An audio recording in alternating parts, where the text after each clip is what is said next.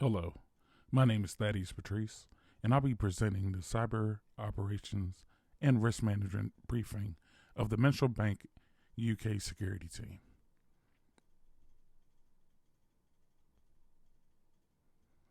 To start, I would like to provide a recap of why we are here today. At the Five Eyes Alliance Summit, the security team was alerted to a ransomware attack on the network, which resulted in summit attendees not having access to confidential data. All computers on the network were locked out, with an arrest warning on the screen from the FBI and Justice Department requesting a payment of $500 in Bitcoin within 48 hours. It was ultimately realized that this was a ransomware attack on the summit. The team began their analysis with Wireshark and Snort immediately to determine what were the causes allowing this attack to happen and to perform remediation of the attack. The remediation of the attack was successful by the team, in which a decryption of the ransomware was performed. All data was able to be accessed, and further analysis of the network will continue to identify vulnerabilities and to prevent future attacks.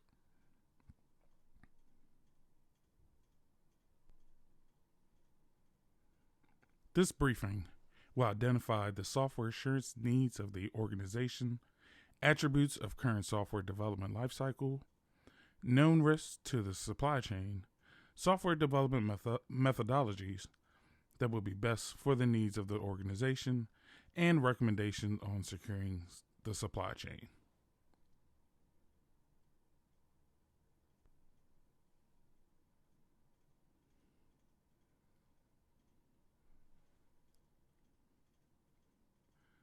Vulnerabilities allowed for the ransomware attack to occur on the network. It is common for these vulnerabilities to occur because of unpatched software, unauthorized access to software use, supply chain risk, and lack of security controls.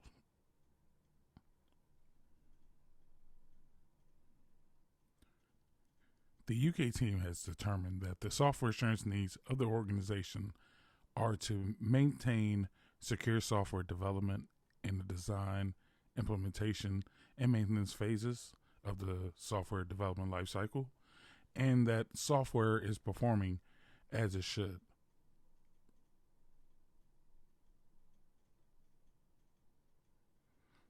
Many organizations, just like this one, rely on the supply chain for our services.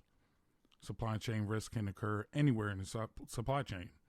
Many of the manufacturers of the organization's resources are in foreign countries.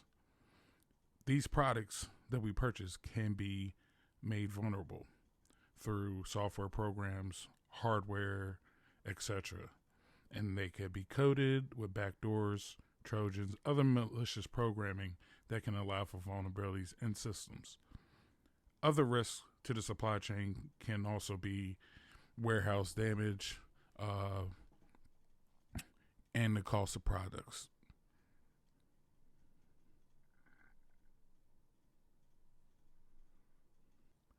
During the development of software, it is important to have the development follow the phases of the software development lifecycle. These phases organize the development process to ensure the process is secure and set to specific standards and requirements needed to achieve software assurance. These phases are the requirements, design, testing, deployment, and maintenance phases. There are several methodologies of the software development lifecycle available to use for software development. These methodologies below, waterfall, prototype, agile, and spiral, are some that stood out. With proper researching, any organization can find the best model for their needs.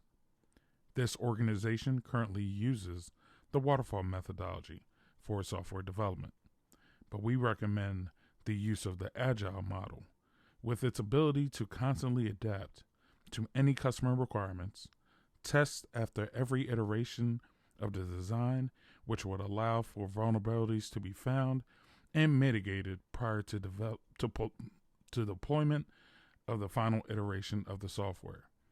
This method also provides a long-term stable product for the organization, which will provide a good investment.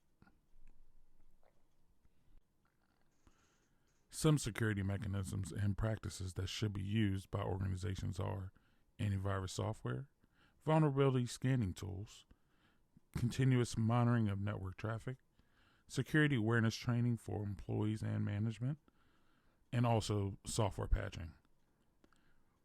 There are many out there, but this is just a few of the security mechanisms that are available to protect systems and supply chains from attackers.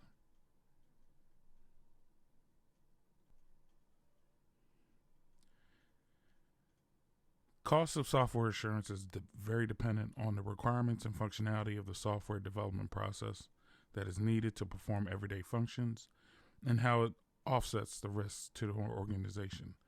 A cost-benefit analysis should be performed to which management can understand the need for implementation of security mechanisms that are needed to provide software assurance and proper risk management techniques. This brief explained the needs for proper software assurance, use of the software development lifecycle for software development, security mechanisms to protect systems in the supply chain from attackers, and finally, the need for cost-benefit analysis to provide reasoning for proper risk management implementations. Thank you.